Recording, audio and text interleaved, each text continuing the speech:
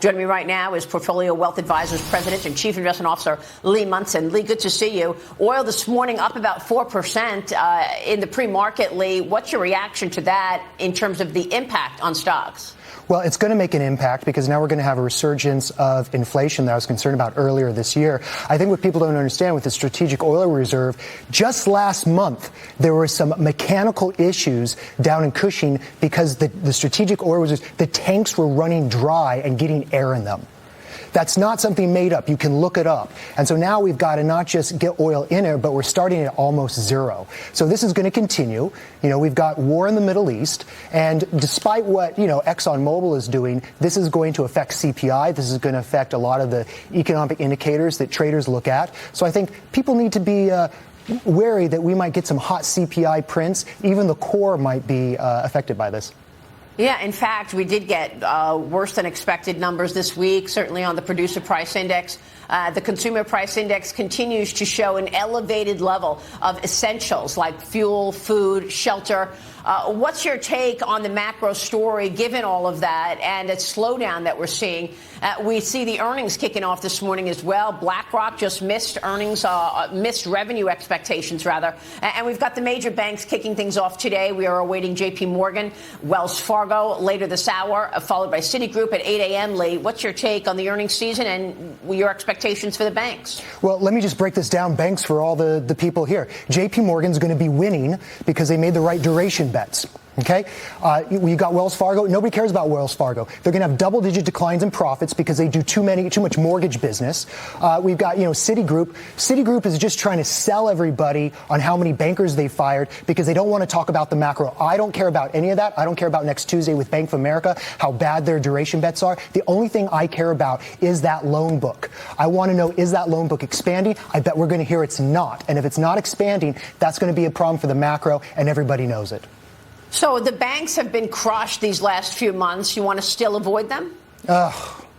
Maria, I've owned Bank of America for a while. It's such a disappointment. I'm not really ready to add to the banks or be bottom fishing right here. I think it's going to be a problem. I would rather wait for next year and see if I get prices 5 or 10% lower. Banks are something right now that you should look at as economic indicator. Don't feel that we need to trade them. Just look at them right now. Let them bottom out when we start pricing in a hard recession. Last week we priced in a soft landing. I did a little buying. I loved it. But wait until we start pricing in that hard line. Wait till the banks dump. Wait till French luxury dumps. And then I think that, you can bottom pick. I'm a value player. I love that stuff. When you say dump, you mean wait till these stocks sell off? Yeah. The bottom line is even the economists can't give us a proper estimate of core CPI, of PCE. And so with oil and all these problems, and like I'm telling you, I think we're going to see loan books not expanding. I think it's inevitable. I don't know the timing, but sometime over the next few months, it's reasonable for any risk manager on the street to think we're going to price in a hard landing. We don't even have to have a hard landing next year. We just need to price it in. And that's when I think you can start picking around banks. I'd stick with the majors. Don't mess around with the regionals. It's too hard to see what's in there. I have a friend who likes to buy his own private jets because he's totally awesome. And we were chatting 2 days ago, and he's saying that his bankers are not kissing up to him, offering nice financing. In fact, one of the bankers at a big regional said their loan books are closed right now. Wow. Well, I mean, part of the issue, and the main issue is interest rates. Take a look at Treasury yields this morning. They were on the move after the CPI number yesterday. Boston Federal Reserve President Susan Collins said that if the recent run-up in Treasury yields is sustained, it could reduce the need for more rate hikes. Lee, across the board, you're hearing the same messaging out of the Fed, and that is the bond market is doing the work for the Fed. Are you in that camp that perhaps we see another pause at this next Fed meeting, October 31, November 1st? I am in that camp. I've been going long the 30 and the 10 since late August, and especially last week. I was just on a little mini buying spree. I don't think it really matters right now whether or not we do another quarter-point rate hike. For sentiment, sure. If we want to get that hard landing priced in, I think I would love to have another quarter point because it will make people panic.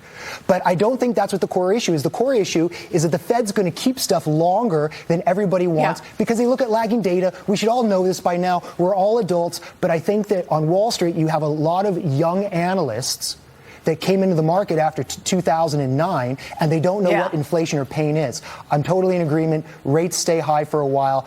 I'm all over the 10 and the 30 if we see the 10-year at 5%. I'm loading up the truck. I can't wait.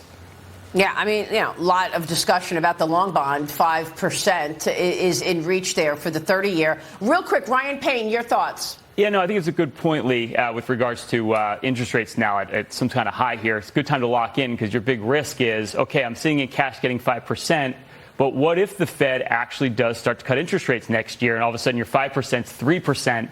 Meanwhile, you missed a really great opportunity to lock in right now. I'm curious, though, but if you think the Fed is done raising interest rates, shouldn't that bode well for the banks moving forward if we're going to look forward, not backwards, with regards to where their profit margins are going to be, especially on those net interest margins? Oh, absolutely. I think if you want to buy some banks here, buy a quarter to a third of what you want to own and then just scale in. I think that we're sort of done with the major interest rate move. I just think if we get another point rate, I think a little volatility, we see 5. All right, Lee, good to see you. Get your insights here. Lee Munson joining us this morning. Thank you, sir. Thank you. Quick break, and then the Biden